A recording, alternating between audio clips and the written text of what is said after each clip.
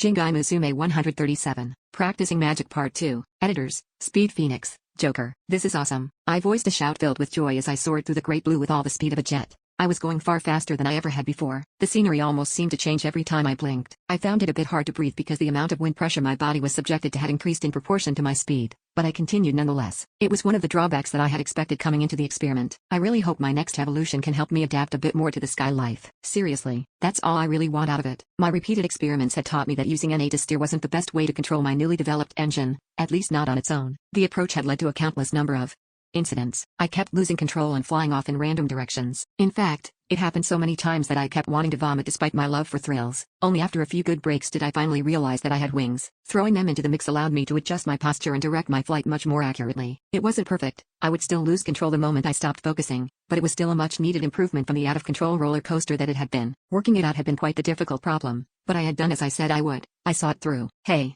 goes to show that anything's possible if you're passionate enough. I'm way faster than that stupid asshole of a dragon now. Hell, I might even be able to outrun Leffy. No way in hell I'm not bragging to her about that. How's your MP looking? Still fine, said Annie. Alright, let's try something else then.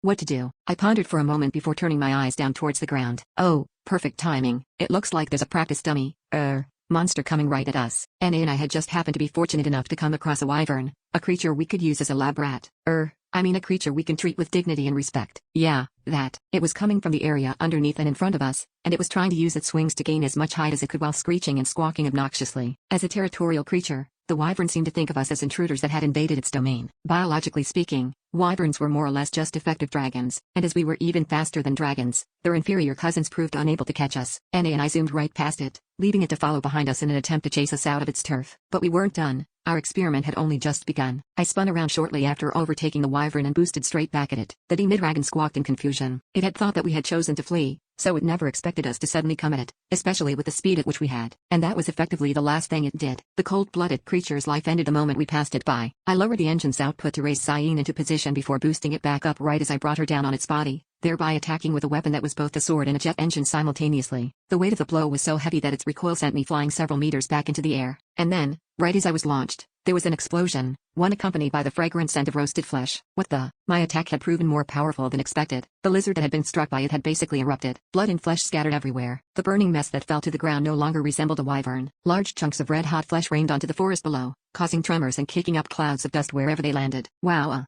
That was a lot stronger than I was expecting it to be. I think I may or may not have just accidentally come up with something ridiculous. Wyverns weren't all that strong, so killing one in one hit wasn't really anything to write home about. That said, the attack had done far more than just that. I was certain that it would be able to put a pretty big dent even in monsters of a much higher caliber. The technique that I had just come up with was undoubtedly the type that deserved to be labeled a finishing move, an attack that could break a stalemate and instantly destroy my foes. Yeah, get hit by that, and you're probably dead. R.I.P., Master. Yeah? You're on fire, huh? I had a bit of trouble registering Na's words at first, but I realized what they meant the moment I looked down. Oh shit, the t-shirt I'd gotten from the catalog was on fire. I immediately started patting it down and managed to save it from degenerating into anything more than just frizzled. I'm guessing I probably got skimmed by a chunk of wyvern or something. Goddamn, that was one hell of an explosion. A scent reached my nose right as I began to contemplate the random design that the article of clothing featured. Something was still burning, something other than the wyvern's flesh. Directing my gaze a bit beyond my shirt, and seeing several billowing pillars of black smoke, told me everything I needed to know about its source. The fuck? The trees were on fire. The forest was on fire. Everything was on fire. The wyvern's scattered bits had ended up sparking a massive bonfire below me, and it was spreading fast. This wasn't the first fire I had started today, nor the second, nor the third, nor the fourth. I had caused more than I could count whilst attempting to master my use of the jet engine. Rear had gone ahead and used his ice magic to put them out each and every single time, so the concept of worrying about starting an uncontrolled burn had effectively slipped my mind. Focusing on my shirt hadn't exactly helped either. Thanks, Rear.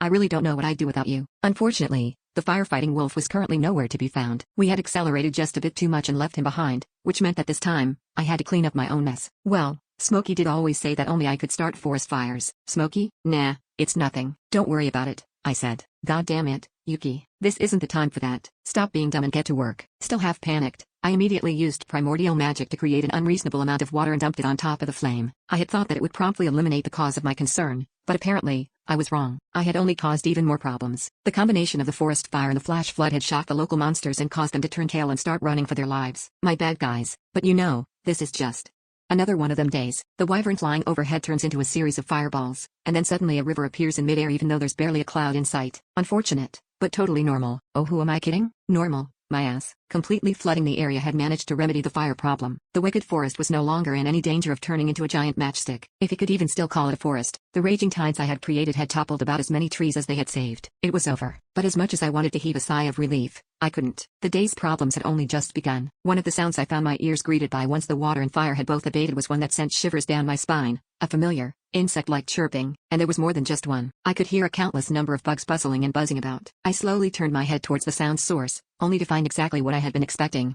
a friendly reunion with a literal army of ants. We were quite a fair distance from the anthill that Rear and I had retreated from back when I had first encountered the six-legged freaks, which meant that the term reunion wasn't all that accurate. This group of ants most likely belonged to a different colony than the first. Wait, what the fuck? Why the hell does this stupid forest have so many fucking ants in it? Where the hell did these damn things come from anyway? God damn it. They probably had a goddamn community right where I dumped all the water, didn't they? The moment the dog-sized insects saw me was the moment they spread their wings and made straight for me. No.